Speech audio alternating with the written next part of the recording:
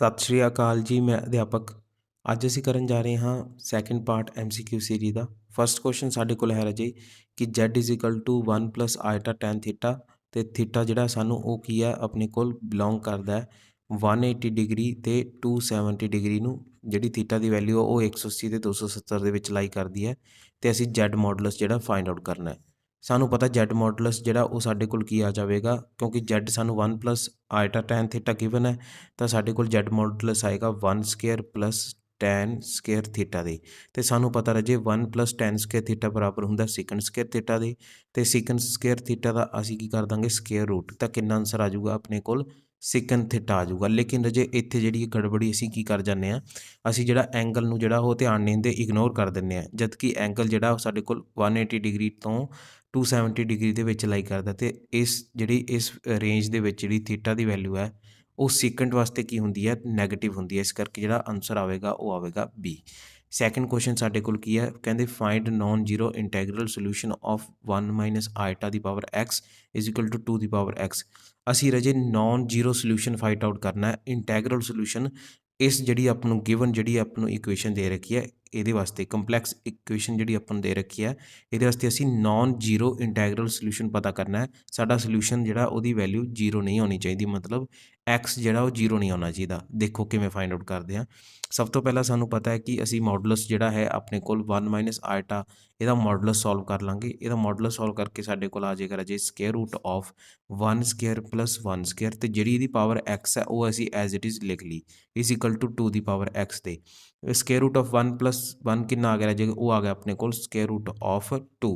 ਅਤੇ square root of 2 ਨੂੰ ਅਸੀਂ ਹੋਰ ਕਿਸ ਤਰ੍ਹਾਂ ਲਿਖ ਸਕਦੇ ਹਾਂ, ਉਹ ਲਿਖ ਸਕਦੇ ਹਾਂ 2 ਦੀ ਪਾਵਰ ਹਾਫ ਦੇ। ਅਤੇ ਰਾਜੇ 2 ਦੀ ਪਾਵਰ ਹਾਫ ਦੀ ਪਾਵਰ x ਉਹ ਆਪਣੇ ਕੋਲ ਕਿੰਨਾ ਆ ਗਿਆ, ਉਹ ਆ ਗਿਆ 2 ਦੀ ਪਾਵਰ x/2। ਤਾਂ ਇਸੇ ਤਰ੍ਹਾਂ ਤੁਸੀਂ ਜਿਹੜਾ ਹੈ ਰਾਜੇ ਐਗਜ਼ਾਮ ਦੇ ਵਿੱਚ ਨਾ ਸਟੈਪਸ ਜਿਹੜੇ ਆ ਉਹੀ ਲਿਖਣੇ ਜਿਹੜੇ ਇੰਪੋਰਟੈਂਟ ਨੇ ਜਾਂ ਫਿਰ ਡਿਫੀਕਲਟ ਨੇ, ਕਿਉਂਕਿ ਰਾਜੇ ਜੇ ਤੁਸੀਂ ਸਟੈਪਸ ਲਿਖੋਗੇ ਇੰਨੀ ਸਪੇਸ ਹੁੰਦੀ ਨਹੀਂ ਸਾਡੇ ਕੋਲ, ਤਾਂ ਕੋਸ਼ਿਸ਼ ਕਰਨੀ ਹੈ ਕਿ ਅਸੀਂ ਘੱਟ ਸਪੇਸ ਦੇ ਵਿੱਚ ਵੱਧ ਕੰਮ ਕਰੀਏ।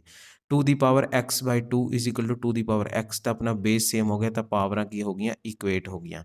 ਹੁਣ ਅਸੀਂ ਕੀ ਲਿਖ ਸਕਦੇ ਹਾਂ ਇਹਨੂੰ x/2 - x = 0 ਦੇ, ਤਾਂ ਸਾਡੇ ਕੋਲ ਕਿੰਨਾ ਆ ਗਿਆ x - 2x = 0 ਦੇ। ਤਾਂ ਇੱਥੋਂ ਆਪਣੇ ਕੋਲ -x ਕਿਹਦੇ ਕੋਲ ਆ ਗਿਆ 0 ਦੇ, ਇੰਪਲਾਈਜ਼ ਦੈਟ x ਕਿੰਨਾ ਆ ਗਿਆ 0 ਆਪਣੇ ਕੋਲ ਆ ਗਿਆ। ਤਾਂ ਇਹਦਾ ਮਤਲਬ ਰਾਜੇ ਸਾਡੇ ਕੋਲ ਇਹੋ ਜਿਹਾ ਕੋਈ ਵੀ ਸੋਲਿਊਸ਼ਨ ਨਹੀਂ ਹੈ ਜਿਹਦੀ ਵੈਲਿਊ ਜਿਹੜੀ ਆ ਉਹ 0 ਨਾ ਆਵੇ। ਤਾਂ ਆਪਣੇ ਕੋਲ ਜਿਹੜਾ ਸੋਲਿਊਸ਼ਨ ਆ ਰਿਹਾ ਉਹਦੇ ਵਿੱਚ ਉਹਦੀ ਵੈਲਿਊ ਜਿਹੜੀ ਆ ਉਹ 0 ਹੀ ਆਏਗੀ। ਤਾਂ ਆਪਣੇ ਕੋਲ ਭਾਈ non zero integral solution exist ਜਿਹੜਾ ਨਹੀਂ ਕਰਦਾ, ਅਸੀਂ ਸਾਡੇ ਕੋਲ ਆ ਹੀ ਨਹੀਂ ਸਕਦਾ। ਇਸ ਜਿਹੜੀ ਆਪਣੇ ਕੋਲ ਕੰਪਲੈਕਸ ਇਕੁਏਸ਼ਨ ਦਿੱਤੀ ਹੈ ਇਹਦੀ ਗੱਲ ਕਰ ਰਹੇ ਹਾਂ ਇਹਦੇ ਵਾਸਤੇ, ਤਾਂ ਆਪਣੇ ਕੋਲ ਆਨਸਰ ਆਊਗਾ D, none of the these.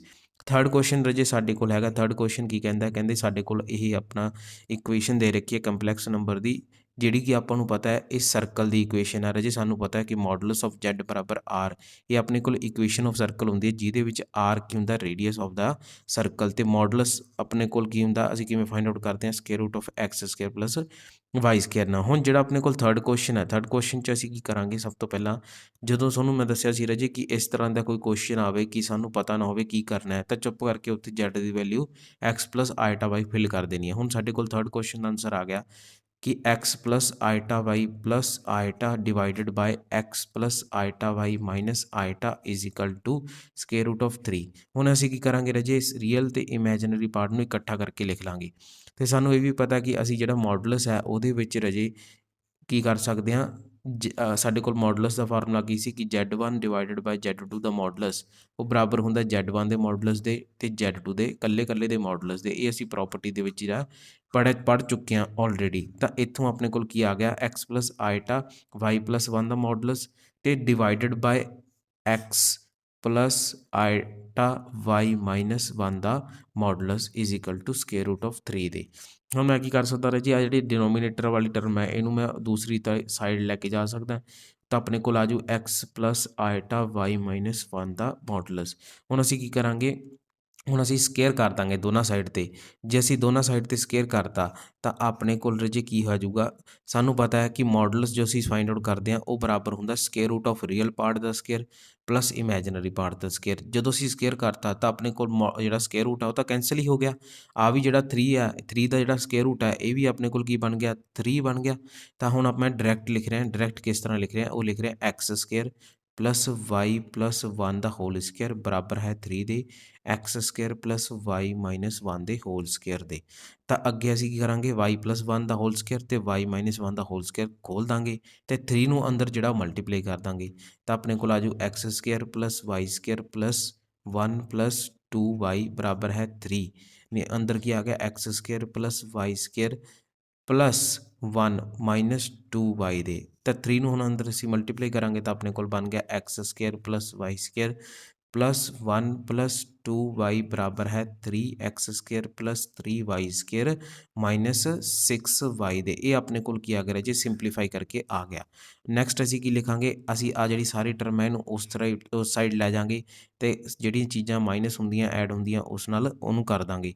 ਆਪਣੇ ਕੋਲ ਕੀ ਬਚ ਗਿਆ ਜੇ 3x ਸਕੁਅਰ ਚੋਂ ਐਕਸ ਸਕੁਅਰ ਮਾਈਨਸ ਹੋ ਜਾਊਗਾ ਕਿਉਂਕਿ ਐਕਸ ਇੱਧਰ ਪਲਸ ਦਾ ਇੱਧਰ ਆ ਕੇ ਕੀ ਹੋ ਜੂ ਮਾਈਨਸ ਦਾ ਤਾਂ ਆਪਣੇ ਕੋਲ ਬਚ ਗਿਆ 2x ਸਕੁਅਰ ਨਾਲ ਆਪਣੇ ਕੋਲ ਕੀ ਬਚ ਗਿਆ ਪਲਸ 2y ਸਕੁਅਰ ਤਾਂ ਆ 1 ਹੈ ਠੀਕ ਹੈ ਜੀ। ਇੱਥੇ ਰਾਜੇ ਇੱਕ ਗਲਤੀ ਕਰਕੇ ਆਪਾਂ 3 ਦੀ ਮਲਟੀਪਲਾਈ 1 ਨਾਲ ਕੀਤੀ ਤਾਂ ਆਪਣੇ ਕੋਲ ਪਲਸ 3 ਵੀ ਨਾਲ ਲਿਖਣਾ ਸੀ ਤਾਂ ਪਲਸ 3 ਹੈ ਅਤੇ ਪਲਸ 1 ਹੈ ਇੱਧਰ ਆ ਕੇ ਮਾਈਨਸ 1 ਹੋ ਜਾਊਗਾ ਤਾਂ ਆਪਣੇ ਕੋਲ ਕੀ ਬਚਿਆ ਪਲਸ ਦਾ 2 ਬਚਿਆ ਤਾਂ ਐਕਸ ਸਕੁਅਰ ਵੀ ਹੋ ਗਿਆ ਵਾਈ ਸਕੁਅਰ ਵੀ ਹੋ ਗਿਆ ਪਲਸ 1 ਵੀ ਹੋ ਗਿਆ ਤਾਂ ਆਪਣੇ ਕੋਲ 3x ਸਕੁਅਰ 3y ਸਕੁਅਰ ਅਤੇ ਪਲਸ 3 ਵੀ ਆਪਾਂ ਸੋਲਵ ਕਰ ਲਿਆ ਇਹਨਾਂ ਨੂੰ।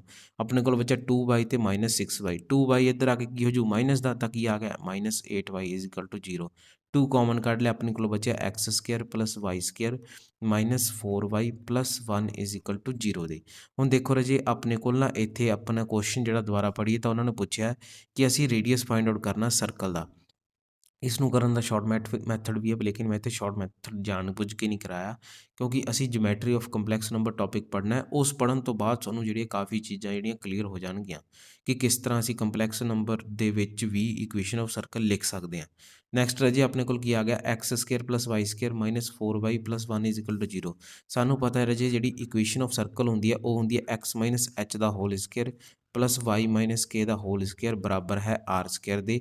ਆਪਣੇ ਕੋਲ ਐਚ ਅਤੇ ਕੇ ਇੱਥੇ ਸੈਂਟਰ ਹੁੰਦੇ ਨੇ ਅਤੇ ਆਰ ਆਪਣੇ ਕੋਲ ਰੇਡੀਅਸ ਨੂੰ ਰਿਪਰਜੈਂਟ ਕਰਦਾ ਤਾਂ ਮੈਂ ਇਹ ਵਰਗੀ ਜਿਹੜੀ ਆ ਇਕੁਏਸ਼ਨ ਬਣਾਉਣ ਦੀ ਕੋਸ਼ਿਸ਼ ਕਰੂੰਗਾ ਕਿਉਂਕਿ ਮੈਨੂੰ ਸਾਫ਼ ਨਜ਼ਰ ਆ ਰਿਹਾ ਵੀ ਆ ਆਪਣੇ ਕੋਲ ਕੁਆਡਰੇਟਿਕ ਇਕੁਏਸ਼ਨ ਬਣ ਰਹੀ ਹੈ ਤਾਂ ਇਹਨੂੰ ਜਿਹੜਾ ਮੈਂ ਫੈਕਟਰਾਈਜ਼ ਕਰਕੇ ਹੋਲ ਸਕੁਅਰ ਲਿਖ ਸਕਦਾ। ਆ ਮੇਰੇ ਕੋਲ ਐਕਸ ਹੈ ਐਕਸ ਦੀ ਜਗ੍ਹਾ 'ਤੇ ਮੈਂ ਲਿਖ ਸਕਦਾ ਐਕਸ ਮਾਈਨਸ 0 ਦਾ ਹੋਲ ਸਕੁਅਰ ਤਾਂ ਇਹਨੂੰ ਜਦੋਂ ਤੁਸੀਂ ਸੋਲਵ ਆਊਟ ਕਰੋਗੇ y square minus 4y plus 1 ਨੂੰ ਤਾਂ ਤੁਹਾਡੇ ਕੋਲ ਆ ਜਾਊਗਾ ਰਾਜੇ ਵਾਈ ਮਾਈਨਸ 2 ਦਾ ਹੋਲ ਸਕੁਅਰ। ਤੁਸੀਂ ਇਹਨੂੰ ਸੋਲਵ ਕਰੋਗੇ ਤਾਂ ਤੁਹਾਡੇ ਕੋਲ ਆਨਸਰ ਜਿਹੜਾ ਆਹੀ ਆਊਗਾ। ਤਾਂ ਇਸ ਕੇਸ ਦੇ ਵਿੱਚ ਰਾਜੇ ਪਰ ਸਾਨੂੰ ਕੀ ਕਰਨਾ ਪੈਣਾ ਇਹੋ ਜਿਹੀ ਆ ਬਣਾਉਣ ਵਾਸਤੇ ਮੈਂ ਕੀ ਕੀਤਾ ਸੀ ਤੁਸੀਂ ਸੋਲਵ ਕਰਕੇ ਦੇਖਿਓ ਮੈਂ ਕੀਤਾ ਸੀ 3 ਨਾਲ ਐਡ ਅਤੇ 3 ਨਾਲ ਸਬਟਰੈਕਟ। ਜਦੋਂ ਮੈਂ 3 ਨਾਲ ਐਡ ਕੀਤਾ ਉਹ 3 ਜਿਹੜਾ ਐਡ ਹੋਇਆ ਉਹ ਇੱਥੇ ਬਣ ਜੂਗਾ 4 ਅਤੇ ਇਹਦੇ ਨਾਲ ਕੀ ਰਹਿ ਜੂਗਾ -3 ਉਹ -3 ਆਪਣੇ ਕੋਲ ਇੱਧਰ ਆ ਕੇ ਕੀ ਬਣ ਜੂ +3 ਤਾਂ ਕੁਛ ਇਸ ਤਰ੍ਹਾਂ ਦੀ ਜਿਹੜੀ ਇਕੁਏਸ਼ਨ ਜਿਹੜੀ ਹੈ ਬਣ ਜਾਣੀ ਹੈ। ਉਸ ਤੋਂ ਬਾਅਦ ਤੁਸੀਂ ਇਹਦੇ ਫੈਕਟਰ ਬਣਾਓਗੇ ਤਾਂ ਆਪਣੇ ਕੋਲ ਬਣ ਜੂ y -2 ਦਾ ਹੋਲ ਸਕੁਅਰ ਬਰਾਬਰ ਹੈ 3 ਦੇ। ਹੁਣ ਰਾਜੇ ਆਪਣੇ ਕੋਲ ਇਕੁਏਸ਼ਨ ਜਿਹੜੀ ਸਰਕਲ ਦੀ ਉਹ ਇਸ ਤਰ੍ਹਾਂ ਹੈ ਕਿ x -h ਦਾ ਹੋਲ ਸਕੁਅਰ y -k ਦਾ ਹੋਲ ਸਕੁਅਰ ਬਰਾਬਰ ਹੈ r ਸਕੁਅਰ ਦੇ। ਹੁਣ ਇੱਥੇ ਆਪਾਂ ਨੂੰ ਸਮਝ ਆ ਰਹੀ ਹੈ ਕਿ ਆਪਣੇ ਕੋਲ ਜਿਹੜਾ ਸੈਂਟਰ ਹੈ ਉਹ 0 ਅਤੇ 2 ਬਣ ਰਿਹਾ ਲੇਕਿਨ ਰੇਡੀਅਸ ਜਿਹੜਾ ਆਪਣੇ ਕੋਲ ਉਹਦਾ ਹੋਲ ਸਕੁਅਰ ਦੀ ਫਾਰਮ ਦੇ ਵਿੱਚ ਨਹੀਂ ਦਿੱਤਾ ਇਸ ਕਰਕੇ 3 ਦੀ ਜਗ੍ਹਾ 'ਤੇ ਮੈਂ ਕੀ ਲਿਖ ਸਕਦਾ ਸਕੁਅਰ ਰੂਟ ਆਫ 3 ਦਾ ਹੋਲ ਸਕੁਅਰ ਲਿਖ ਸਕਦਾ ਤਾਂ 3 ਹੀ ਆ ਜਾਊਗਾ ਤਾਂ ਰੇਡੀਅਸ ਆਪਣੇ ਕੋਲ ਕਿੰਨਾ ਆ ਗਿਆ ਉਹ ਆ ਗਿਆ ਆਪਣੇ ਕੋਲ ਸਕੁਅਰ ਰੂਟ ਆਫ 3 ਆਨਸਰ ਆ ਗਿਆ। ਤਾਂ ਤੀਜੇ ਦਾ ਆਪਣੇ ਕੋਲ ਆਨਸਰ ਕੀ ਆਊਗਾ ਡੀ ਜਿਹੜਾ ਆਪਸ਼ਨ ਆਪਣੇ ਕੋਲ ਆਨਸਰ ਆ ਜਾਊਗਾ। ਨੈਕਸਟ ਆ ਸਾਡੇ ਕੋਲ ਫੋਰਥ ਕੁਐਸਚਨ ਦੇ ਵਿੱਚ ਕਰਨ ਤੋਂ ਪਹਿਲਾਂ ਰਾਜੇ ਮੈਂ ਤੁਹਾਨੂੰ ਇੱਕ ਗੱਲ ਦੱਸੀ ਸੀ ਕਿ ਤੁਸੀਂ ਜਿਹੜਾ 1 ਮਾਈਨਸ ਆਇਟਾ ਅਪੋਨ 1 ਪਲੱਸ ਆਇਟਾ ਅਤੇ 1 ਪਲੱਸ ਆਇਟਾ ਅਪੋਨ 1 ਮਾਈਨਸ ਆਇਟਾ ਇਹਨਾਂ ਦੀ ਜਿਹੜੀ ਸਿੰਪਲੀਫਿਕੇਸ਼ਨ ਹੈ ਉਹਦੀ ਵੈਲਿਊ ਯਾਦ ਕਰ ਲੈਣੀ ਹੈ ਕਿਉਂਕਿ ਇਹ ਬਹੁਤ ਕੁਐਸਚਨ ਦੇ ਵਿੱਚ ਯੂਜ਼ ਹੁੰਦਾ ਗਾ। ਤਾਂ ਇਹਦੀ ਜਿਹੜੀ ਸਿੰਪਲੀਫਿਕੇਸ਼ਨ ਕਿਸ ਤਰ੍ਹਾਂ ਕਰਾਂਗੇ ਅਸੀਂ ਕੀ ਕਰਾਂਗੇ ਇਹਨੂੰ ਮਲਟੀਪਲਾਈ ਅਤੇ ਡਿਵਾਈਡ ਕਰਾਂਗੇ ਕਿਹਦੇ ਨਾਲ ਡਿਵਾਈਡ ਕਰਾਂਗੇ ਕੰਜੂਗੇਟ ਆਫ 1 ਪਲੱਸ ਆਇਟਾ ਦੇ ਨਾਲ ਜਾਂ ਫਿਰ ਆਪਾਂ ਕਹਾਂਗੇ ਇਹਨੂੰ ਕੀ ਕਰਾਂਗੇ ਰੈਸ਼ਨਲਾਈਜੇਸ਼ਨ। ਤਾਂ ਜਦੋਂ ਅਸੀਂ ਇਹਨੂੰ ਸੋਲਵ ਕਰਾਂਗੇ 1 ਮਾਈਨਸ ਆਇਟਾ ਅਪੋਨ 1 ਪਲੱਸ ਆਇਟਾ ਨੂੰ ਤਾਂ ਸਾਡੇ ਕੋਲ ਆਨਸਰ ਆਊਗਾ ਮਾਈਨਸ ਆਇਟਾ। ਤਾਂ ਤੁਸੀਂ ਇਹਨੂੰ ਯਾਦ ਰੱਖ ਲਓ ਸਿੰਪਲੀਫਿਕੇਸ਼ਨ ਨੂੰ ਤੁਹਾਡਾ ਟਾਈਮ ਬਚੂਗਾ। ਉਹ ਤੋਂ ਬਾਅਦ ਜੇ ਅਸੀਂ ਕਰਾਂਗੇ 1 ਪਲੱਸ ਆਇਟਾ ਅਪੋਨ 1 ਮਾਈਨਸ ਆਇਟਾ ਨੂੰ ਸਿੰਪਲੀਫਾਈ ਤਾਂ ਉਹਦਾ ਆਨਸਰ ਆਊਗਾ ਪਲੱਸ ਆਇਟਾ। ਤਾਂ ਇਹ ਦੋਨੇ ਚੀਜ਼ਾਂ ਜਿਹੜੀਆਂ ਰਾਜੇ ਉਹ ਤੁਸੀਂ ਯਾਦ ਰੱਖ ਲੈਣੀਆਂ। ਤਾਂ ਆਪਾਂ ਦੇਖਦੇ ਹਾਂ ਫੋਰਥ ਕੁਐਸਚਨ ਵਿੱਚ ਸਾਨੂੰ ਦੇ ਰੱਖਿਆ ਕਿ 1 minus iota upon 1 plus iota ਦੀ ਪਾਵਰ n। ਇਸ ਕੁਐਸਚਨ 'ਚ ਗਿਆ ਕਿ ਫਾਈਂਡ ਜਿਹੜਾ ਆਪਾਂ ਦਾ smallest positive integral value of n smallest positive integral value of n for which ਆ ਜਿਹੜੀ ਟਰਮ ਹੈ ਉਹ ਕੀ ਹੋਣੀ ਚਾਹੀਦੀ ਹੈ, ਪਿਓਰਲੀ ਇਮੈਜਨਰੀ ਹੋਣੀ ਚਾਹੀਦੀ ਹੈ ਤੇ ਜਿਹੜਾ ਇਮੈਜਨਰੀ ਪਾਰਟ ਆ ਪੋਜ਼ਿਟਿਵ ਹੋਣਾ ਚਾਹੀਦਾ ਹੈ। ਤਾਂ ਅਸੀਂ ਫਾਈਂਡ ਆਊਟ ਕਰਨਾ ਹੈ ਐਨ ਨੂੰ, ਜਿਹੜਾ ਕਿ ਸਾਡੇ ਕੋਲ ਸਮਾਲੈਸਟ ਪੋਜ਼ਿਟਿਵ ਇੰਟੀਗਰਲ ਹੋਣਾ ਚਾਹੀਦਾ ਹੈ। ਤੇ ਕੰਡੀਸ਼ਨ ਜਾਂ ਫਿਰ ਗਿਵਨ ਕੀ ਦੇ ਰੱਖਿਆ ਵੀ ਭਾਈ ਜਿਹੜਾ ਆਪਣੇ ਕੋਲ ਆਹ ਟਰਮ ਹੈ ਨਾ 1 ਮਾਈਨਸ ਆਈਟਾ ਅਪੋਨ 1 ਪਲੱਸ ਆਈਟਾ, ਉਹਦਾ ਜਿਹੜਾ ਆਨਸਰ ਹੈ ਉਹ ਆਪਣੇ ਕੋਲ ਪਿਓਰਲੀ ਜਿਹੜਾ ਇਮੈਜਨਰੀ ਆਉਣਾ ਚਾਹੀਦਾ। ਤੇ ਦੂਸਰੀ ਗੱਲ ਕੀ ਆ, ਉਹ ਪੋਜ਼ਿਟਿਵ ਵੀ ਹੋਣਾ ਚਾਹੀਦਾ, ਪੋਜ਼ਿਟਿਵ ਪਿਓਰਲੀ ਇਮੈਜਨਰੀ ਹੋਣਾ ਚਾਹੀਦਾ। ਤਾਂ ਰਾਜੇ ਇਹਨਾਂ ਦੋਨਾਂ ਜਿਹੜੀਆਂ ਕੰਡੀਸ਼ਨਾਂ ਦਾ ਜਿਹੜਾ ਆਪਾਂ ਕੀ ਕਰਨਾ, ਧਿਆਨ ਰੱਖਣਾ। ਪੋਜ਼ਿਟਿਵ ਆਪਣੇ ਕੋਲ ਕੀ ਹੋਣਾ ਚਾਹੀਦਾ, ਪਿਓਰਲੀ ਇਮੈਜਨਰੀ। ਸਭ ਤੋਂ ਪਹਿਲਾਂ ਅਸੀਂ ਕੀ ਕਰਾਂਗੇ, ਸਭ ਤੋਂ ਪਹਿਲਾਂ ਅਸੀਂ ਇਹਨੂੰ ਸਿੰਪਲੀਫਾਈ ਕਰ ਲਾਂਗੇ। ਸਿੰਪਲੀਫਾਈ ਕਰਕੇ ਆਪਣੇ ਕੋਲ ਕਿੰਨਾ ਆ ਗਿਆ, ਮਾਈਨਸ ਆਈਟਾ ਦੀ ਪਾਵਰ, ਜੋ ਆਪਣੇ ਕੋਲ ਇੱਧਰ ਪਾਵਰ ਹੈ ਉਹੀ। ਤਾਂ ਆਪਾਂ ਸਿੰਪਲੀਫਾਈ ਕੀਤਾ 1 ਮਾਈਨਸ ਆਈਟਾ ਅਪੋਨ 1 ਪਲੱਸ ਆਈਟਾ ਨੂੰ, ਉਹ ਆ ਗਿਆ ਮਾਈਨਸ ਆਈਟਾ। ਉੱਪਰ ਪਾਵਰ n ਹੈ ਤਾਂ ਉੱਪਰ ਪਾਵਰ n ਹੀ ਲਿਖੀ ਰਹਿਣ ਦਿੱਤੀ। ਤਾਂ ਆਪਣੇ ਕੋਲ ਕਿੰਨਾ ਆ ਗਿਆ ਮਾਈਨਸ ਵਾਈ, ਤਾਂ ਆਪਣੇ ਕੋਲ ਕਿੰਨਾ ਆ ਗਿਆ ਮਾਈਨਸ ਆਈਟਾ ਦੀ ਪਾਵਰ n। ਹੁਣ ਰਾਜੇ ਗੱਲ ਸੁਣੋ, ਆਪਾਂ ਕੀ ਕਰਨਾ, ਆਪਾਂ ਜਿਹੜੀ ਆਹ ਟਰਮ ਹੈ ਜਿਸ ਨੂੰ ਆਪਾਂ 1 ਮਾਈਨਸ ਆਈਟਾ ਅਪੋਨ 1 ਪਲੱਸ ਆਈਟਾ ਤੋਂ ਸਿੰਪਲੀਫਾਈ ਕਰਕੇ ਬਣਾਇਆ, ਅਸੀਂ ਇਸ ਨੂੰ ਕੀ ਬਣਾਉਣਾ ਗਾ, ਇਸ ਨੂੰ ਅਸੀਂ ਪਿਓਰਲੀ ਇਮੈਜਨਰੀ ਬਣਾਉਣਾ ਹੈ। ਤੇ ਦੂਸਰੀ ਗੱਲ, ਇਹਨੂੰ ਪੋਜ਼ਿਟਿਵ ਵੀ ਆਉਣਾ ਚਾਹੀਦਾ ਹੈ। ਹੁਣ n ਦੀ ਆਪਾਂ ਸਮੋਲੈਸਟ ਪੋਜ਼ਿਟਿਵ ਇੰਟੈਗਰਲ ਵੈਲਿਊ ਵੀ ਫਾਈਂਡ ਆਊਟ ਕਰਨੀ ਹੈ। ਆਪਣੇ ਕੋਲ ਕੀ ਹੋਣੀ ਚਾਹੀਦੀ ਹੈ, positive integral value, positive z find out ਕਰਨਾ ਹੈ। ਤਾਂ ਆਪਾਂ ਨੂੰ ਪਤਾ ਹੈ ਪੋਜ਼ਿਟਿਵ z ਜਿਹੜਾ ਉਹ 1 ਤੋਂ ਸ਼ੁਰੂ ਹੁੰਦਾ ਹੈ। ਤੇ ਆਪਾਂ ਨੂੰ ਇਹ ਵੀ ਪਤਾ ਰਹੇ ਜੇ ਇੱਥੇ n ਦੀ ਵੈਲਿਊ 2 ਪੁੱਟ ਕਰਤੀ ਤਾਂ ਇਹਦੇ ਆਨਸਰ ਕਿੰਨਾ ਆ ਗਿਆ, -1 ਦੀ ਸਕੇਅਰ ਆਈਟਾ ਦੀ ਸਕੇਅਰ, -1 ਦੀ ਸਕੇਅਰ +1 ਹੋ ਗਿਆ, ਆਈਟਾ ਦੀ ਸਕੇਅਰ ਕਿੰਨਾ ਹੋ ਗਿਆ -1। ਇਹ ਤਾਂ ਆਪਣੇ ਕੋਲ ਪਿਓਰਲੀ ਰੀਅਲ ਆਨਸਰ ਆ ਗਿਆ, ਜੋ ਕਿ ਸਾਡੀ ਕੰਡੀਸ਼ਨ ਨੂੰ ਫੁੱਲਫਿਲ ਨਹੀਂ ਕਰਦਾ। ਇਸੇ ਕਰਕੇ ਰਾਜੇ n ਦੀਆਂ ਜਿਹੜੀਆਂ ਈਵਨ ਵੈਲਿਊਜ਼ ਨੇ, ਚਾਹੇ ਉਹ 2 ਹੋਵੇ, 4 ਹੋਵੇ, 6 ਹੋਵੇ, 8 ਹੋਵੇ, ਹੈ ਨਾ, ਜੋ ਵੀ ਈਵਨ ਵੈਲਿਊਜ਼ ਨੇ ਉਹ ਆਪਾਂ ਲੈਣੀਆਂ ਨਹੀਂ, ਆਪਾਂ ਲੈਣੀ ਆ ਔਡ ਵੈਲਿਊ। ਜਦੋਂ ਅਸੀਂ -1 ਦੀ ਪਾਵਰ -1 ਦੀ ਪਾਵਰ ਜਿਹੜਾ ਆਪਾਂ ਉਹ ਕੀ ਲਵਾਂਗੇ, ਸਭ ਤੋਂ ਪਹਿਲਾਂ 1 ਲਵਾਂਗੇ, n ਦੀ ਵੈਲਿਊ 1 ਲਵਾਂਗੇ। ਅਸੀਂ ਹੁਣ ਸਿਰਫ ਔਡ ਵੈਲਿਊਜ਼ ਲਵਾਂਗੇ ਕਿਉਂਕਿ ਉਹਦੇ ਨਾਲ ਹੀ ਆਨਸਰ ਜਿਹੜਾ ਕੀ ਆਊਗਾ, ਇਮੈਜਨਰੀ ਆਊਗਾ।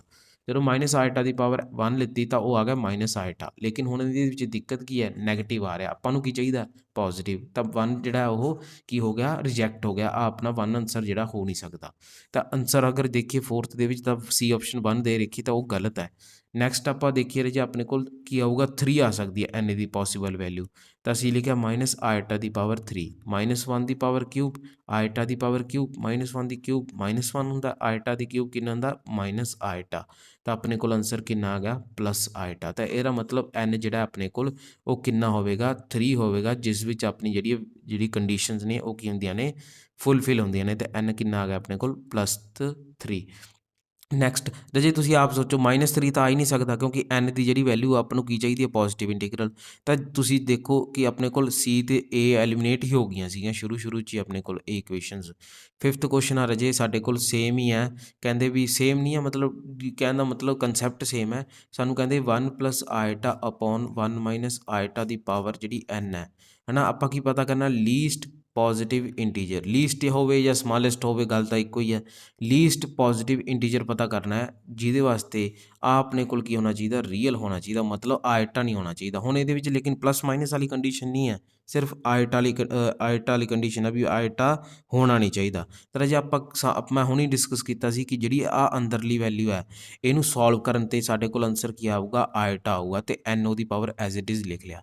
ਹੁਣ ਜੇ n ਨੂੰ ਅਸੀਂ ਔਡ ਲਈਏ ਤਾਂ ਸਾਡੇ ਕੋਲ ਔਡ ਵੈਲਿਊ ਲੈ ਕੇ n ਕਿੰਨਾ ਆਊਗਾ, ਆਈਟਾ ਦੀ ਪਾਵਰ 1 ਤਾਂ ਆਈਟਾ ਬਚਦਾ, ਆਈਟਾ ਦੀ ਪਾਵਰ 3 ਤਾਂ ਮਾਈਨਸ ਆਈਟਾ ਹੁੰਦਾ, ਆਈਟਾ ਦੀ ਪਾਵਰ 5 ਇਹ ਵੀ ਆਪਣੇ ਕੋਲ ਆਈਟਾ ਦੀ ਫਾਰਮ 'ਚ ਹੀ ਆਊਗਾ। ਤਾਂ ਰਾਜੇ ਆਪ ਨੂੰ ਪਤਾ ਲੱਗ ਗਿਆ ਵੀ ਔਡ ਵੈਲਿਊ ਤਾਂ ਲੈਣੀ ਹੀ ਨਹੀਂ, ਕਿਉਂਕਿ ਔਡ ਨਾਲ ਤਾਂ ਆਪਣੇ ਕੋਲ ਇਮੈਜਨਰੀ ਪਾਰਟ ਆ ਰਿਹਾ, ਆਪਾਂ ਨੂੰ ਕੀ ਚਾਹੀਦਾ, ਰੀਅਲ। ਤਾਂ ਆਪਾਂ n ਕੀ ਲਵਾਂਗੇ, ਈਵਨ। ਸਭ ਤੋਂ ਪਹਿਲਾਂ ਆਈਟਾ ਕਿੰਨਾ ਲਿੱਤਾ ਆਪਾਂ, ਆਈਟਾ ਲਿੱਤਾ 2 ਤਾਂ ਕਿੰਨਾ ਆ ਗਿਆ, -1। ਚਲੋ ਜੀ ਆਪਣੇ ਕੋਲ ਆਨਸਰ ਆ ਗਿਆ, ਕਿਉਂਕਿ n ਆਪਾਂ ਨੂੰ ਕੀ ਚਾਹੀਦਾ ਸੀਗਾ, ਇਹ ਸਮਾਲੈਸਟ ਚਾਹੀਦਾ ਸੀਗਾ। ਸਮਾਲੈਸਟ ਉਹ ਨੰਬਰ ਚਾਹੀਦਾ ਸੀ ਜਿਹਦੀ ਵੈਲਿਊ ਪੁੱਟ ਕਰਨ 'ਤੇ ਆ ਜਿਹੜੀ ਵੈਲਿਊ ਹੈ ਜਾਂ ਫਿਰ ਆਈਟਾ ਹੈ ਆਹ, ਕਿਉਂਕਿ ਆਪਾਂ ਇਹਨੂੰ ਸਿੰਪਲੀਫਾਈ ਕਰਕੇ ਆਈਟਾ ਹੀ ਲਿਖ ਲਿਆ ਨਾ, ਤਾਂ ਆਪਣੇ ਕੋਲ ਕੀ ਆਉਣਾ ਚਾਹੀਦਾ ਸੀ, ਰੀਅਲ। ਤਾਂ n ਕਿੰਨਾ ਆ ਗਿਆ ਆਪਣੇ ਕੋਲ, 2 ਆ ਗਿਆ, 5th ਦਾ ਆਨਸਰ ਆ ਗਿਆ। ਨੈਕਸਟ ਆਪਣੇ ਕੋਲ ਰਾਜੇ 6th ਕੁਐਸਚਨ ਹੈ। 6th ਕੁਐਸਚਨ ਦੇ ਵਿੱਚ ਸਾਨੂੰ ਕਿਹਾ ਗਿਆ the smallest positive integer n for which this term is real number. ਰਾਜੇ ਜਿਹੜਾ ਆਪਾਂ ਨੂੰ ਕੋਈ ਕੁਐਸਚਨ ਦੇ ਰੱਖਿਆ ਉਹਦੇ ਵਿੱਚ ਅਸੀਂ ਫਾਈਂਡ ਆਊਟ ਕਰਨੀ ਹੈ ਸਮਾਲੈਸਟ ਦੀ, n ਦੀ ਸਮਾਲੈਸਟ ਵੈਲਿਊ ਫਾਈਂਡ ਆਊਟ ਕਰਨੀ ਹੈ, ਜਿਹਦੇ ਵਾਸਤੇ ਜਿਹੜੀ ਆ ਵੈਲਿਊ ਹੈ ਆਪਣੇ ਕੋਲ, ਟਰਮ ਹੈ ਉਹ ਕੀ ਹੈ ਆਪਣੇ ਕੋਲ, ਰੀਅਲ ਨੰਬਰ ਹੈ, ਰੀਅਲ ਨੰਬਰ ਆਉਣੀ ਚਾਹੀਦੀ ਹੈ, ਮਤਲਬ ਉਹ 'ਚ ਆਈਟਾ ਨਹੀਂ ਆਉਣਾ ਚਾਹੀਦਾ ਸੋਲਵ ਕਰਕੇ। ਤਾਂ ਦੇਖਦੇ ਹਾਂ 6th ਵਿੱਚ ਸਭ ਤੋਂ ਪਹਿਲਾਂ ਰਾਜੇ ਮੈਂ ਕੀ ਕਰੂੰਗਾ, ਮੈਨੂੰ ਪਤਾ ਹੈ ਕਿ 1 ਪਲੱਸ ਆਈਟਾ ਅਪੋਨ 1 ਮਾਈਨਸ ਆਈਟਾ ਉਹ ਕਾਹਦੇ ਬਰਾਬਰ ਹੈ, ਉਹ ਆਈਟਾ ਦੇ ਬਰਾਬਰ ਹੈ। ਲੇਕਿਨ ਇੱਥੇ ਦਿੱਕਤ ਕੀ ਆ ਗਈ, ਇੱਥੇ ਉੱਪਰ ਆਪਾਂ ਨੂੰ ਪਾਵਰ ਦੇ ਰੱਖੀ ਹੈ n ਅਤੇ ਨੀਚੇ ਪਾਵਰ ਦੇ ਰੱਖੀ ਹੈ n-2। ਹੁਣ ਪਾਵਰਾਂ ਤਾਂ ਸੇਮ ਨਹੀਂ ਹੈਗੀਆਂ ਗੀਆਂ, ਪਾਵਰਾਂ ਸੇਮ ਹੁੰਦੀਆਂ ਤਾਂ ਮੈਂ ਡਾਇਰੈਕਟ ਲਿਖ ਲੈਂਦਾ 1 plus iota upon 1 minus iota is equal to ਕਿਹਦੇ ਆ, ਆਈਟਾ ਦੇ। ਠੀਕ ਹੈ ਜੀ, ਲੇਕਿਨ ਹੁਣ ਇੱਥੇ ਮੈਂ ਇਹ ਨਹੀਂ ਲਿਖ ਸਕਦਾ ਕਿਉਂਕਿ ਪਾਵਰਾਂ ਜਿਹੜੀਆਂ ਇਹਨਾਂ ਦੀਆਂ ਸੇਮ ਨਹੀਂ ਹੈਗੀਆਂ। ਤਾਂ ਸੇਮ ਪਾਵਰਾਂ ਅਸੀਂ ਬਣਾ ਸਕਦੇ ਹਾਂ ਕਿਸ ਤਰ੍ਹਾਂ, ਦੇਖੋ ਅਸੀਂ ਕੀ ਕਰਾਂਗੇ 1 plus ਆਈਟਾ the power n as it is ਰਹਿਣ ਦਿੱਤਾ, ਨੀਚੇ ਪਾਵਰ ਜਿਹੜੀ ਆ ਉਹ ਇਸ ਤਰ੍ਹਾਂ ਬ੍ਰੇਕ ਕਰਕੇ ਜਿਹੜੀ ਆ ਅਸੀਂ ਲਿਖ ਲਈ। ਜਦੋਂ ਇਸ ਨੂੰ ਐਡ ਕਰਾਂਗੇ ਬੇਸ ਸੇਮ ਪਾਵਰਾਂ ਐਡ ਤਾਂ n-2 ਹੀ ਬਣ ਜੂਗਾ, ਤਾਂ ਕੋਈ ਫਰਕ ਨਹੀਂ ਪੈਣਾ। ਹੁਣ ਜਿਹੜਾ -2 ਹੈ ਆ -2 ਹੈ ਇਹਦੀ ਪਾਵਰ, ਇਹਨੂੰ ਅਸੀਂ ਕੀ ਲੈ ਜਾਵਾਂਗੇ, ਉੱਪਰ ਲੈ ਜਾਵਾਂਗੇ ਤਾਂ ਕੀ ਬਣ ਜੂਗੀ, ਪੋਜ਼ੀਟਿਵ ਬਣ ਜੂਗੀ। ਤਾਂ ਕੀ ਆ ਗਿਆ ਰਾਜੇ 1 ਮਾਈਨਸ ਆਈਟਾ ਦੀ ਪਾਵਰ 2 ਆ ਗਿਆ। ਹੁਣ 1 ਮਾਈਨਸ ਆਈਟਾ ਦੀ ਪਾਵਰ 2 ਨੂੰ ਅਸੀਂ ਕੀ ਕਰਤਾ, ਓਪਨ ਕਰਤਾ ਤਾਂ ਉਹ ਬਣ ਗਿਆ 1 plus 1 square plus iota square minus 2 iota. ਤਾਂ 1 ਸਕੇਅਰ ਅਤੇ ਆਈਟਾ ਸਕੇਅਰ, ਆਪਾਂ ਨੂੰ ਪਤਾ ਆਈਟਾ ਸਕੇਅਰ ਕਿੰਨਾ ਹੁੰਦਾ, -1। ਤਾਂ ਇੱਥੇ ਆਪਾਂ ਕੀ ਲਿਖਾਂਗੇ 1 ਮਾਈਨਸ 1 ਮਾਈਨਸ 2 ਆਈਟਾ, ਆ ਹੋ ਗਏ ਕੈਂਸਲ ਆਊਟ। ਕੀ ਬਚਿਆ, ਸਿਰਫ -2 ਆਈਟਾ ਆਪਣੇ ਕੋਲ ਬਚ ਗਿਆ। ਹੁਣ ਰਾਜੇ ਆਪਣੇ ਕੋਲ ਪਾਵਰਾਂ ਕੀ ਹੋ ਗਈਆਂ, ਸੇਮ ਹੋ ਗਈਆਂ, ਤਾਂ ਆਪਾਂ ਇਹਨੂੰ ਕੀ ਲਿਖ ਸਕਦੇ ਹਾਂ, ਇਕੱਠਾ ਲਿਖ ਸਕਦੇ ਹਾਂ। ਤਾਂ ਕਿਸ ਤਰ੍ਹਾਂ ਆ ਗਿਆ ਆਪਣੇ ਕੋਲ, ਇਹ ਬਣ ਗਿਆ ਆਪਣੇ ਕੋਲ ਰਾਜੇ 1 ਪਲੱਸ ਆਈਟਾ ਅਪੋਨ 1 ਮਾਈਨਸ ਆਈਟਾ ਦੀ ਪਾਵਰ n ਇੰਟੂ -2 ਆਈਟਾ। ਅਤੇ ਆਪਾਂ ਨੂੰ ਪਤਾ 1 ਪਲੱਸ ਆਈਟਾ ਅਪੋਨ 1 ਮਾਈਨਸ ਆਈਟਾ ਉਹ ਕਿੰਨਾ ਹੁੰਦਾ ਆਪਣੇ ਕੋਲ, ਉਹ ਆਈਟਾ ਦੇ ਬਰਾਬਰ ਹੀ ਹੁੰਦਾ ਹੈ। ਤਾਂ ਆਪਣੇ ਕੋਲ ਕਿੰਨਾ ਆ ਗਿਆ ਰਾਜੇ, ਉਹ ਆ ਗਿਆ ਆਈਟਾ ਦੀ ਪਾਵਰ n ਇੰਟੂ -2 ਆਈਟਾ ਦੀ ਪਾਵਰ 1। -2 ਬਾਹਰ ਲਿਖ ਲਿਆ ਕਿਉਂਕਿ ਇਹਦੇ ਨਾਲ ਕਿਹੜਾ ਕੋਈ ਐਡ ਹੋਇਆ ਵਾ, ਇਹ ਤਾਂ ਮਲਟੀਪਲੀਕੇਸ਼ਨ ਹੈ। ਅਤੇ ਆਈਟਾ ਦੀ n ਇੰਟੂ ਆਈਟਾ ਦੀ 1 ਇਕੱਠੇ ਲਿਖ ਲਿਆ। ਆਈਟਾ ਦੀ n ਇੰਟੂ ਆਈਟਾ ਦੀ ਪਾਵਰ 1 ਕੀ ਬਣ ਗਿਆ, ਆਈਟਾ ਦੀ ਪਾਵਰ n+1 ਬਣ ਗਿਆ। ਕਿੰਨਾ ਆਂਸਰ ਆ ਗਿਆ, -2 ਆਈਟਾ ਦੀ ਪਾਵਰ n+1। ਹੁਣ ਰਾਜੇ ਸਾਨੂੰ ਕੀ ਕਿਹਾ ਗਿਆ, ਸਮਾਲੈਸਟ ਪੋਜ਼ੀਟਿਵ ਇੰਟੀਜਰ ਪਤਾ ਕਰੋ ਜਿਹਦੇ ਵਾਸਤੇ ਆਹ ਟਰਮ ਰੀਅਲ ਆਉਣੀ ਚਾਹੀਦੀ ਹੈ। ਹੁਣ ਅਸੀਂ ਇਹਨੂੰ ਕੀ ਲੈ ਕੇ ਆਉਣਾ, ਰੀਅਲ, ਅਤੇ n ਦੀ ਵੈਲਿਊ ਕੀ ਰੱਖਣੀ ਆ, ਪੋਜ਼ੀਟਿਵ ਅਤੇ ਸਮਾਲੈਸਟ। ਠੀਕ ਹੈ ਜੀ, ਸਮਾਲੈਸਟ ਇੰਟੀਜਰ, ਤਾਂ ਇੰਟੀਜਰ ਤਾਂ 1 ਤੋਂ ਸਟਾਰਟ ਹੁੰਦੇ ਪੋਜ਼ੀਟਿਵ। ਤਾਂ ਸਭ ਤੋਂ ਪਹਿਲਾਂ n ਅਸੀਂ ਕੀ ਪੁੱਟ ਕਰਕੇ ਦੇਖ ਲਿਆ 1, ਤਾਂ 1 ਪੁੱਟ ਕਰਾਂਗੇ ਤਾਂ -2 ਆਈਟਾ ਦੀ ਪਾਵਰ 1+1 -2 ਆਈਟਾ ਦੀ ਪਾਵਰ 2 ਕਿੰਨਾ ਆ ਗਿਆ, -2 ਇੰਟੂ -1 ਕਿੰਨਾ ਆ ਗਿਆ, 2 ਰੀਅਲ ਆ ਗਿਆ ਜੀ ਆਪਣੇ ਕੋਲ। ਤਾਂ ਆਈਟਾ ਦੀ ਜਦੋਂ n ਅਸੀਂ ਕੀ ਭਰਿਆ 1, ਤਾਂ ਆਂਸਰ ਕਿੰਨਾ ਆ ਗਿਆ ਆਪਣੇ ਕੋਲ, ਰੀਅਲ। ਤਾਂ ਇਸ ਤਰ੍ਹਾਂ ਜਿਹੜਾ ਆਪਣਾ 6th ਕੁਐਸਚਨ ਸੋਲਵ ਹੋ ਜਾਏਗਾ। ਨੈਕਸਟ ਹੈ ਸਾਡੇ ਕੋਲ 7th ਕੁਐਸਚਨ। 7th ਹੀ ਬੜਾ ਈਜ਼ੀ ਹੀ ਕੁਐਸਚਨ ਹੈ ਸਾਡੇ ਕੋਲ। ਸਾਨੂੰ ਪਤਾ ਹੈ ਕਿ z-z1 ਦਾ ਮੋਡੂਲਸ z-z1 ਦਾ ਮੋਡੂਲਸ ਬਰਾਬਰ ਹੁੰਦਾ ਹੈ k z-z2 ਦੇ ਮੋਡੂਲਸ ਦੇ। ਜੇ ਤਾਂ k ਆਪਣੇ ਕੋਲ 1 ਹੈ ਤਾਂ ਆਪਣੇ ਕੋਲ ਆਂਸਰ ਆ ਜਾਊਗਾ ਸਟ੍ਰੇਟ ਲਾਈਨ। ਜੇ ਆਪਣੇ ਕੋਲ k ਨਾਟ ਇਕੁਅਲ ਟੂ 1 ਹੈ ਤਾਂ ਆਂਸਰ ਆ ਜਾਊ ਸਰਕਲ। ਤਾਂ ਆਪਾਂ ਨੂੰ ਇੱਥੇ ਰਾਜੇ k ਦੀ ਵੈਲਿਊ ਜਿਹੜੀ 1 ਦੇ ਰੱਖੀ ਹੈ। ਦੂਸਰੀ ਚੀਜ਼ ਅਸੀਂ ਧਿਆਨ 'ਚ ਰੱਖਣੀ ਕਿ ਜਿਹੜੇ z ਨੇ ਉਹਨਾਂ ਦਾ ਕੋਐਫੀਸ਼ੀਐਂਟ ਜਿਹੜਾ ਉਹ ਆਪਣੇ ਕੋਲ 1 ਹੋਣਾ ਚਾਹੀਦਾ, ਅਤੇ ਉਹ ਵੀ ਸੈਟਿਸਫਾਈ ਹੋ ਰਿਹਾ। ਤਾਂ ਆਪਣੇ ਕੋਲ ਆਂਸਰ ਕੀ ਆ ਜੂ, ਸਟ੍ਰੇਟ ਲਾਈਨ। 8th ਜਿਹੜਾ ਕੁਐਸਚਨ ਹੈ ਰਾਜੇ, 8th ਕੁਐਸਚਨ ਜਿਹੜਾ ਉਹਦੇ ਵਿੱਚ ਨਾ ਇੱਕ ਨਵੀਂ ਆਈਡੈਂਟੀਟੀ, ਨਵੀਂ ਨਹੀਂ ਕਹੂੰਗਾ ਮੈਂ, ਕਿ ਅਸੀਂ ਜਿਹੜੀ ਉਹ ਡਿਸਕਸ ਜਿਹੜੀ ਉਹ ਨਹੀਂ ਕੀਤੀ, ਉਹ ਆਈਡੈਂਟੀਟੀ ਇੱਥੇ ਕੀ ਹੈਗੀ, ਉਹ ਹੈ ਕਿ z1 ਪਲੱਸ z2 ਦਾ ਮੋਡੂਲਸ ਦਾ square plus z1 minus z2 ਦੇ ਮੋਡੂਲਸ ਦਾ ਸਕੇਅਰ, ਇਹ ਰਾਜੇ ਬਰਾਬਰ ਹੁੰਦਾ 2 ਆਫ z1 ਦੇ ਮੋਡੂਲਸ ਦੇ ਸਕੇਅਰ ਪਲੱਸ z2 ਦੇ ਮੋਡੂਲਸ ਦੇ ਸਕੇਅਰ ਦੇ ਬਰਾਬਰ। ਤਾਂ ਇਹ ਆਈਡੈਂਟੀਟੀ ਜਿਹੜੀ ਅਸੀਂ ਉਹਨੂੰ ਯਾਦ ਰੱਖਣਾ ਹੈ।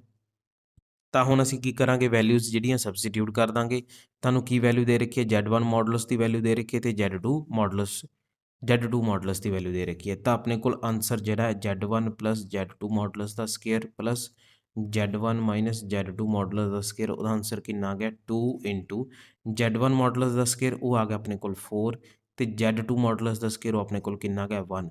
ਤਾਂ 4 + 1 5 ਇੰਟੂ 2 ਆਪਣੇ ਕੋਲ ਆਂਸਰ ਕਿੰਨਾ ਆ ਗਿਆ 10। ਤਾਂ 8th ਦਾ ਆਂਸਰ ਆ ਗਿਆ ਆਪਸ਼ਨ ਏ। 9th ਕੁਐਸਚਨ ਰਾਜੇ ਆਪਾਂ ਦੇਖ ਲੈਂਦੇ ਹਾਂ। ਸਾਨੂੰ ਕਿਹਾ ਗਿਆ ਵੀ ਸੋਲਵ ਕਰੋ summation n is equal to 0 to infinity 2 iota upon 3 ਦੀ ਪਾਵਰ n ਨੂੰ ਅਸੀਂ ਇਹਨੂੰ ਕੀ ਕਰਨਾ ਹੈ, ਸੋਲਵ ਕਰਨਾ ਹੈ। ਕੁਐਸਚਨ 'ਚ ਅਗਰ ਧਿਆਨ ਦੇਈਏ ਤਾਂ ਸਾਨੂੰ ਜਿਹੜੀ ਨੰਬਰ ਆਫ ਟਰਮਸ ਨੇ ਉਹ ਕਿੰਨੀਆਂ ਦੇ ਰੱਖੀਆਂ ਨੇ, ਇਨਫਾਈਨਾਈਟ ਦੇ ਰੱਖੀਆਂ ਨੇ। n ਦੀ ਵੈਲਿਊ 0 ਤੋਂ ਸ਼ੁਰੂ ਕੇ ਇਨਫਿਨਿਟੀ ਤੱਕ ਜਾਂਦੀ ਹੈ। ਸਾਰੀ ਉਮਰ ਪੜ੍ਹਦਾ ਹੀ ਰਿਹਾ, 0 ਤੋਂ ਸ਼ੁਰੂ ਹੈ LKG UKG, ਫਿਰ ਸੇ ਉਸ ਤੋਂ ਬਾਅਦ ਇਨਫਿਨਿਟੀ ਤੱਕ ਪੜ੍ਹਦਾ ਹੀ ਰਿਹਾ। ਤਾਂ ਰਾਜੇ ਸਭ ਤੋਂ ਪਹਿਲਾਂ ਸਾਨੂੰ ਪਤਾ ਹੈ ਵੀ ਸਮ ਆਫ ਇਨਫਾਈਨਾਈਟ ਟਰਮਸ ਕੀ ਹੁੰਦਾ, ਉਹ ਹੁੰਦਾ a/1 - r। a ਆਪਣੇ ਕੋਲ ਹੈ ਫਸਟ ਟਰਮ, r ਹੈ ਕਾਮਨ ਰੇਸ਼ੋ। ਤਾਂ ਅਸੀਂ ਕੀ ਕਰਾਂਗੇ, a ਤੇ r ਦੀ ਵੈਲਿਊ ਫਾਈਂਡ ਆਊਟ ਕਰਾਂਗੇ। a ਆਪਣੇ ਕੋਲ ਕਿਵੇਂ ਆ ਜਾਊਗਾ ਰਾਜੇ, n ਦੀ ਵੈਲਿਊ ਜਿਹੜੀ 0 ਤੋਂ ਭਰਨੀ ਸ਼ੁਰੂ ਕਰੋ। n ਦੀ ਵੈਲਿਊ ਅਸੀਂ 0 ਪੁੱਟ ਕਰਾਂਗੇ ਤਾਂ ਆਪਣੇ ਕੋਲ ਆ ਜਾਊਗਾ ਸਭ ਤੋਂ ਪਹਿਲਾਂ 2i/3 ਦੀ ਪਾਵਰ 0। ਤਾਂ ਆਨਸਰ ਕਿੰਨਾ ਆ ਗਿਆ 1। ਸਮੀਸ਼ਨ ਕਹਿੰਦਾ ਪਲੱਸ ਕਰੋ। ਫਿਰ n ਦੀ ਵੈਲਿਊ ਕਿੰਨੀ ਪੁੱਟ ਕਰਾਂਗੇ, 1 ਪੁੱਟ ਕਰਾਂਗੇ ਤਾਂ ਆਪਣੇ ਕੋਲ ਆ ਜਾਊ 2i/3 ਦੀ ਪਾਵਰ 1। ਫਿਰ ਭਰਾਂਗੇ 2i/3 ਦੀ ਵੈਲਿਊ ਕਿੰਨੀ ਆ ਗਈ, 2 ਆ ਗਈ ਆਪਣੇ ਕੋਲ। ਹੁਣ ਅਸੀਂ ਨੈਕਸਟ ਜਿਹੜਾ n ਦੀ ਵੈਲਿਊ ਕਿੰਨੀ ਪੁੱਟ ਕਰਾਂਗੇ, ਉਹ ਕਰਾਂਗੇ 3। ਤਾਂ 2i/3 ਦੀ ਪਾਵਰ ਕਿੰਨੀ ਆ ਗਈ 3 ਪਲੱਸ ਅਪ ਟੂ ਸੋ ਐਨ, ਇਸੇ ਤਰ੍ਹਾਂ ਚੱਲਦਾ ਰਹੇਗਾ। ਤਾਂ ਸਾਡੇ ਕੋਲ ਫਸਟ ਟਰਮ ਕਿੰਨੀ ਆ ਗਈ 1, ਕਾਮਨ ਰੇਸ਼ੋ ਕਿੰਨੀ ਆ ਗਈ 2i/3। ਤਾਂ ਇਹਨੂੰ ਅਸੀਂ ਸਬਸਟੀਟਿਊਟ ਕਰ ਦਾਂਗੇ ਇਸ ਫਾਰਮੂਲੇ ਦੇ ਵਿੱਚ। ਤਾਂ ਕਿੰਨਾ ਆ ਗਿਆ ਜੀ ਆਪਣੇ ਕੋਲ, ਉਹ ਆ ਗਿਆ 1 ਅਪੋਨ a ਦੀ ਵੈਲਿਊ 1 ਹੈ ਤਾਂ s ਇਨਫਿਨਿਟੀ ਕਿੰਨਾ ਆ ਗਿਆ 1 ਅਪੋਨ 1 ਮਾਈਨਸ 2i/3। ਕਿੰਨਾ ਆ ਗਿਆ ਆਪਣੇ ਕੋਲ 3/3 minus 2i is equal to ਕੀ ਹੈ। ਹੁਣ ਰਾਜੇ ਸਾਨੂੰ ਪਤਾ ਕਿ ਇਹ ਸਟੈਂਡਰਡ ਫਾਰਮ ਨਹੀਂ ਹੈ ਤਾਂ ਅਸੀਂ ਇਹਨੂੰ ਕਿਹਦੀ ਫਾਰਮ 'ਚ ਬਣਾਵਾਂਗੇ, ਸਟੈਂਡਰਡ ਫਾਰਮ 'ਚ, ਕਿਉਂਕਿ ਸਾਡੀ ਆਪਸ਼ਨਾਂ ਦੇ ਵਿੱਚ ਜਿਹੜੀ ਆਇਟਾ ਹੈ ਉਹ ਡਿਨੋਮੀਨੇਟਰ ਦੇ ਵਿੱਚ ਹੈ, ਸਟੈਂਡਰਡ ਫਾਰਮ ਦੇ ਵਿੱਚ ਹੈ। ਤਾਂ ਸਭ ਤੋਂ ਪਹਿਲਾਂ ਅਸੀਂ ਕੀ ਕਰਾਂਗੇ, ਇਹਨੂੰ ਮਲਟੀਪਲਾਈ ਤੇ ਡਿਵਾਈਡ ਕਰਾਂਗੇ 3 ਮਾਈਨਸ 2i ਦੇ ਕੰਜੂਗੇਟ ਨਾਲ, ਜੋ ਕਿ ਹੈ 3 ਪਲੱਸ 2i। ਤਾਂ ਆਪਣੇ ਕੋਲ ਕਿੰਨਾ ਆ ਗਿਆ 9 plus 6i divided by x minus iota by x plus iota by. ਤਾਂ ਕੀ ਬਣ ਜੂ x square plus y square. ਤਾਂ ਆਨਸਰ ਕਿੰਨਾ ਆ ਗਿਆ ਆਪਣੇ ਕੋਲ 9 plus 6 iota divided by 9 plus 4, 9 plus 6 iota divided by 13 answer ਆ ਗਿਆ। ਤਾਂ ਆਪਣੀ ਆਪਸ਼ਨ ਕਿਹੜੀ ਕਰੈਕਟ ਹੈ, ਆਪਸ਼ਨ ਬੀ ਕਰੈਕਟ ਹੈ। ਇਹ ਤਾਂ ਸੀ ਆਪਣੇ ਕੋਲ 9th ਕੁਐਸਚਨ। 10th ਕੁਐਸਚਨ ਦੇਖਦੇ ਹਾਂ। 10th ਕੁਐਸਚਨ 'ਚ ਕਹਿੰਦੇ ਫਾਈਂਡ ਦਾ ਮੋਡੂਲਸ ਪਤਾ ਕਰਨਾ ਹੈ। ਰਾਜੇ ਇਹਦੇ ਨਾਲ ਨਾ ਜਿਹੜਾ ਇੱਕ ਹੋਰ ਕੁਐਸਚਨ ਜੁੜ ਸਕਦਾ ਉਹ ਹੈਗਾ ਆਰਗੂਮੈਂਟ ਦਾ, ਕਿ find the modulus and argument. ਤਾਂ ਤੁਸੀਂ ਆਰਗੂਮੈਂਟ ਖੁਦ ਫਾਈਂਡ ਆਊਟ ਕਰਕੇ ਮੈਨੂੰ ਜਿਹੜਾ ਕਮੈਂਟ ਬਾਕਸ 'ਚ ਆਨਸਰ ਦੱਸਣਾ। ਤਾਂ ਮੋਡੂਲਸ ਕੀ ਆ ਗਿਆ, ਮੋਡੂਲਸ ਆ ਗਿਆ 1 plus 2 iota divided by 1 minus iota ਦਾ ਸਕੇਅਰ ਆ ਗਿਆ ਆਪਣੇ ਕੋਲ ਮੋਡੂਲਸ, ਹੈ ਨਾ। ਤਾਂ ਇਸ ਤੋਂ ਬਾਅਦ ਮੋਡੂਲਸ ਜਿਹੜਾ ਆਪਣੇ ਕੋਲ ਉਹਦੀ ਸੋਲਵ ਕਰਨ ਦੀ ਕੀ ਤਰੀਕਾ ਹੁੰਦਾ, ਉਹ ਹੁੰਦਾ ਹੈ ਕਿ ਦੋਨਾਂ ਜਗ੍ਹਾ 'ਤੇ ਆਪਾਂ ਕੀ ਕਰਾਂਗੇ, ਅਲੱਗ-ਅਲੱਗ ਜਿਹੜਾ ਉਹ ਲਿਖ ਲਾਂਗੇ। 1 ਪਲੱਸ 2 ਆਇਟਾ ਦਾ ਮੋਡੂਲਸ ਅਪੋਨ 1 ਮਾਈਨਸ ਆਇਟਾ ਦਾ ਹੋਲ ਸਕੇਅਰ ਦਾ ਮੋਡੂਲਸ। ਸਭ ਤੋਂ ਪਹਿਲਾਂ ਤਾਂ ਅਸੀਂ ਆਹ ਹੋਲ ਸਕੇਅਰ ਸੋਲਵ ਕਰਾਂਗੇ।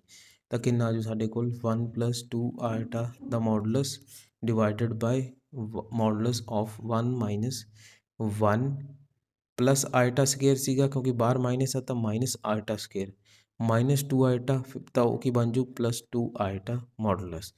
ਕਾਹਦੇ ਇਕੁਅਲ ਆ ਗਿਆ। ਉੱਪਰ ਅਸੀਂ ਅਗਰ ਸੋਲਵ ਕਰਾਂਗੇ, ਨੀਚੇ ਦੇਖੋ ਰਾਜੇ -1 ਨਾਲ -1 ਕੈਂਸਲ ਆਊਟ ਹੋ ਗਿਆ ਤੇ ਆਇਟਾ ਸਕੇਅਰ ਦੀ ਵੈਲਿਊ ਕਿੰਨੀ ਹੁੰਦੀ ਹੈ -1, ਮਾਈਨਸ ਮੂਰੇ ਲੱਗਿਆ ਤਾਂ ਉਹ ਕਿੰਨੀ ਬਣ ਗਈ +1 ਬਣ ਗਈ। ਤਾਂ ਉੱਪਰ ਕਿੰਨਾ ਬਣ ਗਿਆ 1 ਪਲੱਸ 2 ਆਇਟਾ ਦਾ ਮੋਡੂਲਸ, ਨੀਚੇ ਕਿੰਨਾ 1 ਪਲੱਸ 2 ਆਇਟਾ ਦਾ ਮੋਡੂਲਸ। ਤਾਂ ਦੋਨੇ ਕੀ ਹੋ ਗਏ ਸੇਮ, ਤਾਂ ਆਨਸਰ ਕਿੰਨਾ ਆ ਗਿਆ 1। ਤਾਂ ਆਪਸ਼ਨ ਏ ਜਿਹੜਾ ਆਪਣੇ ਕੋਲ ਕੀ ਆ ਕਰੈਕਟ ਆਪਸ਼ਨ ਹੈ। 11th ਕੁਐਸਚਨ ਅਜੇ ਸਾਡੇ ਕੋਲ ਹੈਗਾ ਕਿ find the multiplicative inverse of 7 plus 24 ਆਇਟਾ।